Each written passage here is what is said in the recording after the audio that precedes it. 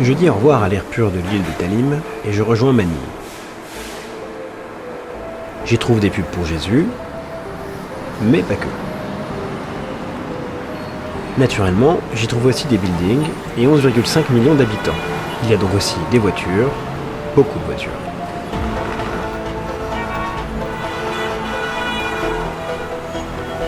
Manille fait face aux défis des villes qui se développent trop vite. Pollution de l'air, mauvaise gestion des déchets, embouteillage, etc. On y trouve bien sûr un peu d'Occident. Je m'éloigne du centre pour gagner le bidonville de Navotas. Le défi ici est humain. Les rues sont bondées d'enfants. Leurs parents sont absents pour cause de drogue, de prison, de travail pour les plus chanceux, de mort pour ceux qui le sont moins. Livrés à eux-mêmes, rien ne les encourage à aller à l'école, à surmonter les difficultés, à croire en eux. Rien ne les encourage à sortir de cette misère matérielle et affective. Je retrouve Baptiste et Solange, envoyés en mission dans leur première année de mariage auprès des enfants des rues.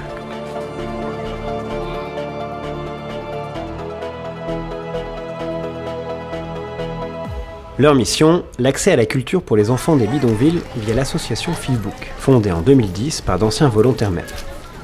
Leurs moyens, une bibliothèque en dur et des bibliothèques de rue. Les enfants ont ainsi accès à des livres, des dessins et des jeux afin de les éveiller. Leurs alliés, Julienne, volontaire MEP, Mom Percy et d'autres volontaires philippins qui parlent le tagalog.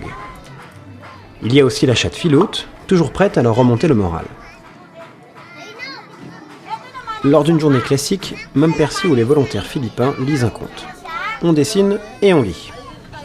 Leur mission a plusieurs objectifs. L'accès au savoir, faire prendre conscience aux enfants qu'un autre monde existe au-delà du bidonville, le développement de leurs compétences, et enfin leur permettre de croire en eux et leur apprendre à faire des efforts.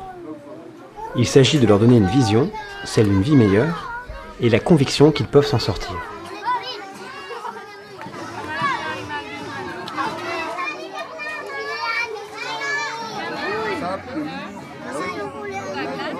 On avait cette crainte au départ, on nous avait dit que c'était horrible, on allait, etc. C'était des bidonvilles, c'était très dur, il y avait beaucoup de violence. Et donc, du coup, on avait une image de tellement d'un endroit, d'un monde, d'un univers triste, un univers plein de larmoyants, noirs. Le soir du premier jour, on est arrivé ici, on s'est dit, en fait ça va.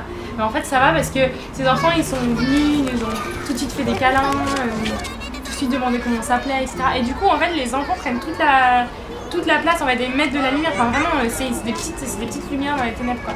Et du coup tu vois plus les ténèbres, c'est impressionnant. Les enfants en tout cas ceux qu'on voit le plus c'est ceux qui sourient 3 fois plus et du coup on a vraiment ça cache en fait, ce petit sourire d'enfant cache la misère qui est tout autour de nous. La joie reste.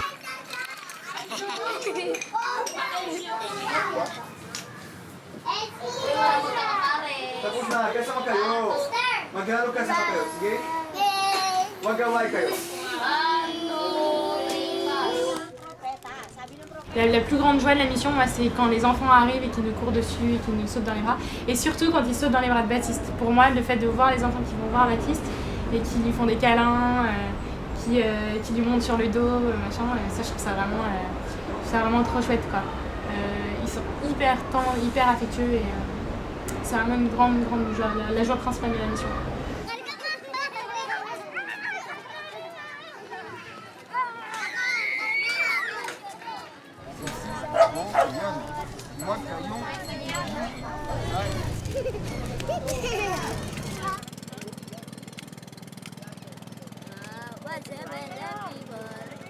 Quand tu es en mission en couple, tu as 2 missions, tu as ta mission et tu as ton couple. Et la première année et demie de mariage, c'est déjà une mission à part entière de trouver le bon mode de communication, d'oublier ses propres désirs pour pouvoir être au service des désirs de son mari ou de sa femme. Enfin, voilà. Ça nous demande énormément d'énergie en fait. D'être à la fois complètement donné aux enfants et à la fois complètement donné à l'autre alors qu'on n'a jamais vécu ensemble, qu'on était habitués à se voir le week-end et puis c'est tout quoi. Il faut trouver un équilibre déjà en tant que couple et après avec la mission en plus. Il faut trouver un équilibre avec la mission et le couple. Et de temps en temps, pour ma part notamment, j'étais pas mal tourné vers la mission et donc du coup finalement le couple, voilà, je m'investais beaucoup sur la mission et l'énergie, après j'en ai plus beaucoup pour le couple, voilà, j'avais moins de patience, j'avais moins etc. Et c'est aussi une difficulté d'être en couple. Et pour autant, être en couple aussi, dans les moments un peu difficiles, c'est aussi voir quelqu'un, toujours un ami, toujours quelqu'un avec qui parler. Et c'est pour ça qu'on a la chance d'avoir une bonne communication ensemble. Et je pense que voilà, ça nous a renforcés, ça renforce le noyau que nous sommes. Et du coup, voilà, le couple a été une vraie force. Une des vraies joies de la mission aussi, c'est de vivre ça en couple. Donc de partager les moments de joie, de pouvoir rire ensemble, pouvoir se confier à l'autre et avoir l'autre comme être épaulé par l'autre quand il y a des choses difficiles, voir l'autre progresser aussi, apprendre le tagalog, apprendre à accepter des choses qui étaient difficiles pour lui et puis d'être accepte au fur et à mesure. Voir l'autre grandir, c'est génial. Moi j'aime bien, de temps en temps, à la bibliothèque, c'est dire voilà, elle est trop belle, faire ce qu'elle fait, ou être trop fier d'un enfant et de pouvoir partager à Solange. Je te partage ce que je vis de beau en ce moment et ce qui moi me fait plaisir. Et je trouve que ça multiplie le bonheur.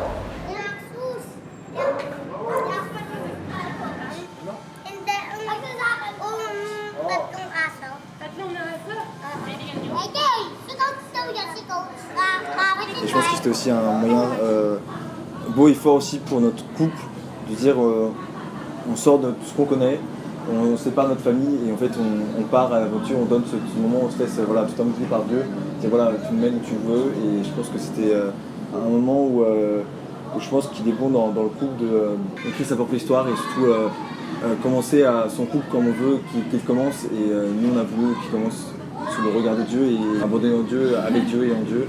C'est une première pierre posée en couple qui est géniale. C'est vraiment c'est trop bien, on sent que ça va donner la direction de notre vie de couple et il n'y aurait pas eu de meilleure première pierre à poser. On s'en remet à Dieu et c'est comme ça qu'on veut vivre notre vie de couple. Et du coup on est totalement dans cet abandon, dans cette histoire de dire voilà Seigneur, on est là, on est tes serviteurs, tu veux qu'on aille où est-ce que tu veux qu'on aille? Je m'abandonne à toi, je te laisse me guider mes pas. Ah, c'est trop mignon.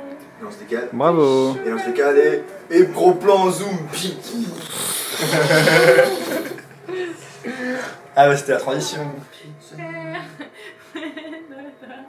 Arrête, Baptiste, tu fais peur. On prie beaucoup aussi pour nos enfants, on les appelle nos enfants, pour les enfants d'ici. Moi, notamment la narration, je me dis il faut que je prie pour un enfant que j'aime pas, que j'ai du mal, c'est pas que je l'aime pas, mais c'est que j'ai du mal à aimer parce qu'il a été, ils sont un peu insupportables de temps en temps. Régulièrement, il y a toujours un ou deux qui sont un peu difficiles à gérer. Et après, cet enfant-là, j'ai réussi à le capter, j'ai réussi à l'apprivoiser à ce moment-là. Je me pense à Sander, à Sitio, et j'ai pas mal prié pour lui. Et là, dernièrement, il y a un mois, cet enfant-là, il m'a souri, cet enfant-là, il est venu dans mes bras, il est resté dans mes bras, et il a souri alors qu'avant il me tapait, avant il voulait jamais venir dans nos activités, il était toujours distant, et voilà, il était toujours méchant, et voilà. On cherche un peu l'appel de Dieu à travers cette mission, à travers cette réflexion, pour voir où on est appelé, et donc, du coup où on pourrait accomplir notre vie de sainteté. Pendant notre préparation au mariage, on a vraiment discerné qu'on avait une mission et un appel très particulier en tant que couple et qu'on était appelé à être un couple consacré à l'église. C'est-à-dire que moi, avant de rencontrer Baptiste, je pensais que j'allais devenir sœur et parce que je voulais donner ma vie à Dieu. Et en fait, je me suis vraiment rendu compte devant le lit noir de ma tante qui était sœur, qui s'appelle l'Ange du Christ, que en fait, elle avait donné sa vie pour Dieu, mais que c'est pas parce que nous, on n'était pas sœurs consacrées, prêtres ou frères consacrés, qu'on pouvait pas donner notre vie à Dieu. Et donc qu'on pouvait pas tout lâcher toutes nos ambitions professionnelles, lâcher, je sais pas, plein de désirs un peu personnels pour se mettre au service de l'Église. Donc ça veut pas du tout forcément dire de partir dans un pays étranger et puis de vivre pauvre parmi les pauvres. Ça peut aussi vouloir dire juste avoir une mission en France, être un couple entre guillemets classique qui est dans une entreprise et qui est juste des saints en entreprise. Mais voilà. Et du coup cette année c'était aussi pour nous vraiment une année de discernement pour voir si notre place elle est dans une mission un peu comme celle-ci au milieu des pauvres ou voilà, quel est notre appel particulier. C'était ça notre impulsion première. Après, ça se trouve, on se retrouvera à notre mort et on aura été des gens très mauvais, mais... En tout cas, c'est le désir profond de notre couple et on se dit, voilà, être sain, il faut qu'on trouve notre place et il faut qu'on se donne totalement. On se donne totalement.